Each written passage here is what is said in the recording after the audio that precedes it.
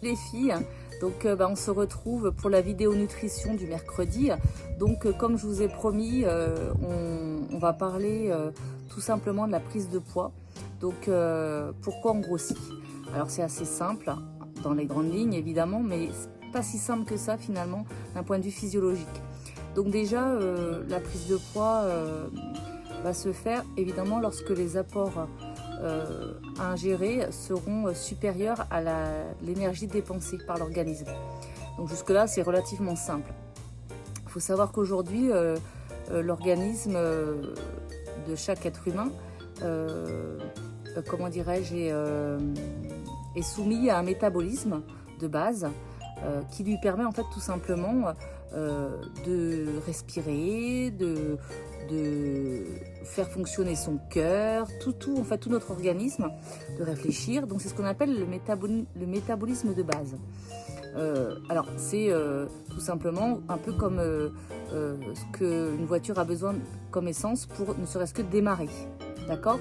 Après, à ce métabolisme, on va avoir besoin d'énergie complémentaire pour pouvoir faire les activités de notre quotidien, tout simplement marcher, réfléchir, je sais pas, faire de l'activité sportive, enfin voilà, tout ce qui va nous permettre de gesticuler et de faire nos activités, quelles qu'elles soient.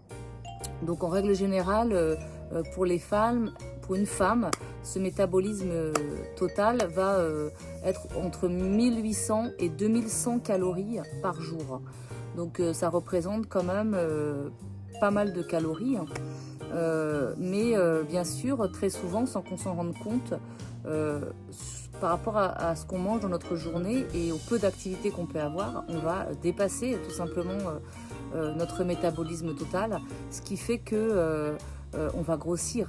Donc finalement, il y a un moyen assez simple pour vérifier ces apports, c'est déjà d'avoir une alimentation qui va être très équilibrée.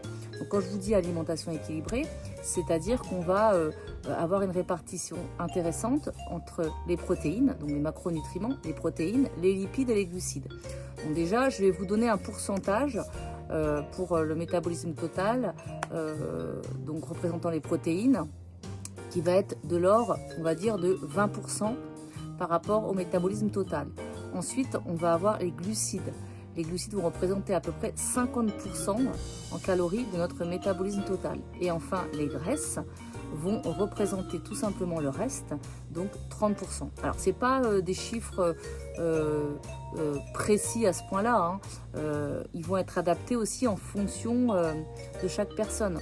Par exemple, si je dois comparer à mes pourcentages personnels, par rapport à ce que je fais, étant donné que je suis coach sportive, que j'ai une grosse dépense énergétique dans ma journée, de par toutes les activités que je fais, ce que mon métier déjà, puis tout ce que je fais aussi par passion, comme la rando, le VTT, bref, bricolage, etc.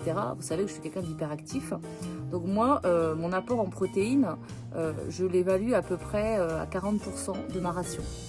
Donc c'est quand même pas mal. Au niveau des graisses, entre 30 et 40%, on va dire, parce que ça peut être très bien 35% certains jours, mais entre 30 et 40%. Au niveau des graisses, moi j'ai un fort aussi apport en lipides. C'est une chose que je vous expliquerai par la suite, ça sera l'objet d'une nouvelle vidéo, c'est l'intérêt des lipides. Donc moi mes lipides représentent à peu près, on va dire,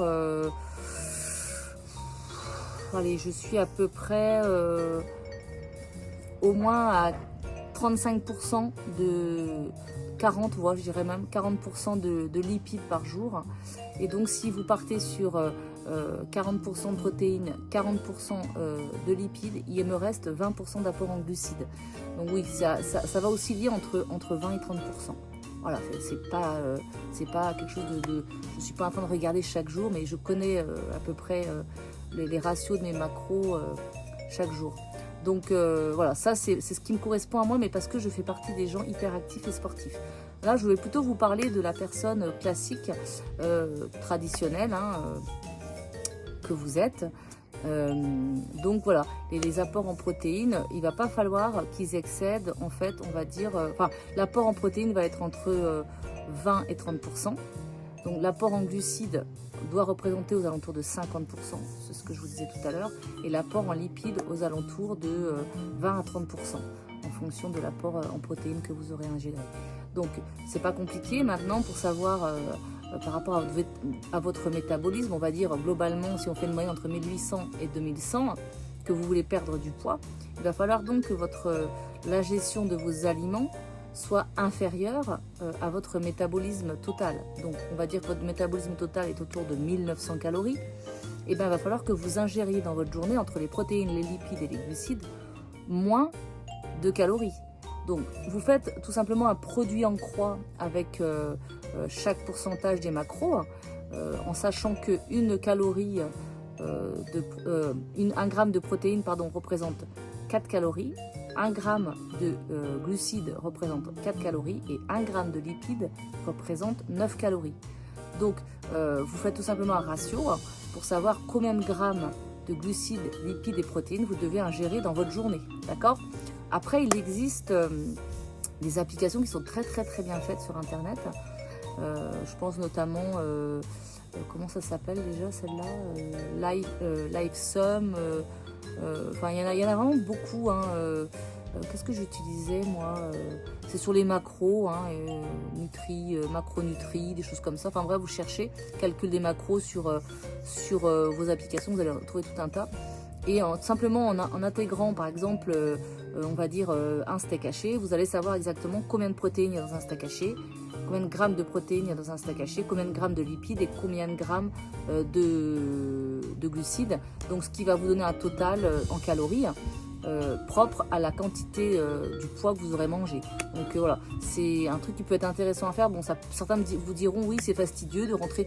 Alors ça, c'est quelque chose que j'ai tendance à conseiller aux personnes qui veulent vraiment suivre une diète à la lettre. Bon, je parle notamment des gens que je suis en préparation physique, où vraiment l'alimentation doit être calculée j'irais presque au gramme près.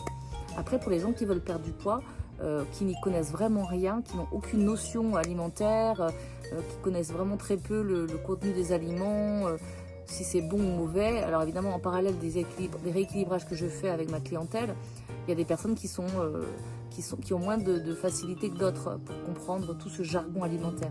Donc dans ces cas-là, je peux être amenée à leur conseiller une application pour s'aider en fait, par rapport au calcul de leurs macros. Voilà, donc ce qui est intéressant, donc du coup de comprendre, si je dois synthétiser tout ce que je viens de vous dire, c'est qu'il va falloir quand même faire attention au nombre total de calories que vous ingérez dans votre journée. Il y a des personnes qui ne se rendent pas compte, par exemple, qui vous disent « Ah bah oui, mais moi, je comprends pas, je prends du poids. » Alors, c'est souvent des personnes qui font un peu d'activité sportive, mais pas énormément, qui ont une diète alimentaire tellement déséquilibrés, c'est-à-dire qu'ils ne vont pas faire forcément attention, ont un très faible apport en protéines, un très fort apport en lipides et aussi un très fort apport en glucides. Ça va totalement dérégler leur total calorique et donc leur métabolisme, ce qui fait qu'ils vont ingérer un nombre de calories très important qui va être excédentaire par rapport à leur activité physique de la journée. Il y a aussi le fait que plus on vieillit, plus notre métabolisme va diminuer et va se ralentir, c'est-à-dire que notre corps va être amené à brûler moins rapidement des calories et tout simplement donc notre métabolisme va être beaucoup plus lent. Donc ça, c'est aussi un truc, quelque chose à prendre en compte lorsque on vieillit. Donc, par exemple, si je dois comparer quelqu'un qui a, on va dire, entre 50 et 60 et quelqu'un qui est en pleine adolescence, il est évident qu'un jeune de 15-16 ans jusqu'à 20 ans va avoir un métabolisme beaucoup plus rapide, va brûler de la calorie et va avoir besoin d'un apport en calories beaucoup plus important qu'une personne qui a 55 ans, qui fait un travail de bureau, qui fait très peu d'activités sportives. Je dirais, alors quand je dis très peu d'activités sportives, pour moi, 1 à 2 heures de sport par semaine, c'est pas suffisant. Il faudrait au moins que chaque personne ait un minimum de 30 minutes d'activité sportive par jour. C'est d'ailleurs le conseil que l'on donne aujourd'hui, nous, les spécialistes de la nutrition, à n'importe quelle personne. Un médecin vous dira toujours 30 minutes d'activité sportive. Je pense que ça, tout le monde l'a intégré. Mais 30 minutes d'activité sportive, croyez-moi, tout le monde ne les fait pas. Pour moi, l'idéal, vraiment pour avoir un équilibre par rapport à sa ration alimentaire au sport, et avoir vraiment un corps tonique, sans prise de gras particulière, ou c'est déjà avoir au moins 3 heures par semaine, 3 à 4 heures par semaine d'un sport spécifique. Ça peut être la course à pied, ça peut être du fitness, ça peut être, je sais pas moi, de la randonnée, du vélo, tout ce que vous voulez, en plus de la demi-heure que l'on fait au quotidien, ne serait-ce que pour aller chercher son pain à pied. Voilà, ça pour moi c'est un minimum. Moi actuellement je suis à peu près, bon le confinement aide aussi, vous allez me dire, mais je fais en moyenne, on va dire, 4 heures de sport. Entre le sport et mes activités physiques que je fais, parce que je suis quelqu'un qui bricole beaucoup et qui fait vraiment beaucoup de travail de force, comme soulever des pierres, etc. Je veux dire que je passe, je dirais, entre mes 2 à 3 heures de sport plus 2 à 3 heures de bricolage par jour, mais j'en suis facilement à la moitié d'une journée à bouger. Donc j'ai forcément un apport calorique qui va être beaucoup plus important que quelqu'un qui va être assis sur une chaise à regarder Netflix toute la journée, on est bien d'accord. Donc voilà aussi pourquoi certaines personnes ne comprennent pas pourquoi elles grossissent. Donc lorsque je prends des personnes en charge, déjà je fais un bilan de leur activité physique, un état des lieux. Souvent dans ce que je fais, c'est que je leur demande de me noter leur repas sur une semaine pour pouvoir comprendre un petit peu comment elles mangent. Déjà là, j'ai une idée précise de leur profil. Et à partir de là, on va apprendre ensemble à retrouver une alimentation équilibrée, à retrouver du goût au sport, pour enfin atteindre déjà dans un premier temps un objectif de poids raisonnable, parce qu'il y a des personnes aussi qui veulent perdre du poids mais qui n'ont pas de poids à perdre, mais qui ont souvent un corps à regalber. Donc là, on ne va pas tellement jouer sur l'alimentation, mais plutôt sur l'activité sportive. Parce que très souvent, ces gens-là mangent très bien, équilibrés, on va dire, profitent des plaisirs de la vie, mais raisonnablement. Mais par contre, ont très peu d'activités sportives. Et là-dessus, il y a des sports comme le fitness, les cours de renforcement musculaire, le pilates, ces activités qui sont vraiment super pour regalber son corps, perdre du ventre, améliorer sa silhouette. En plus, évidemment, de notre alimentation qui doit être équilibrée. Mais quand je dis équilibrée, ça ne veut pas dire qu'on supprime tous les plaisirs de la vie. On essaye tout simplement de trouver un juste milieu dans tout. On peut manger de la glace, on peut manger un gâteau, mais voilà, à côté de ça, je vais pouvoir vous guider à travers, en fait, tout simplement, une journée, on va dire, modèle, comment je répartis mes macronutriments sur ma journée, voilà, tout simplement, qui va être personnel, bien sûr, hein. Donc tout ça pour vous dire que oui, pourquoi on prend du poids, tout simplement parce que ces paramètres sont déréglés aussi. Et ça, évidemment, quand on ne connaît pas, on ne peut pas deviner, hein, ça va de soi. Donc voilà, je trouvais que c'était important de vous parler de cet aspect-là, parce que c'est déjà la base, avant de rentrer dans le détail pour comprendre comment fonctionne notre corps et de quoi il a besoin exactement pour être en bonne santé.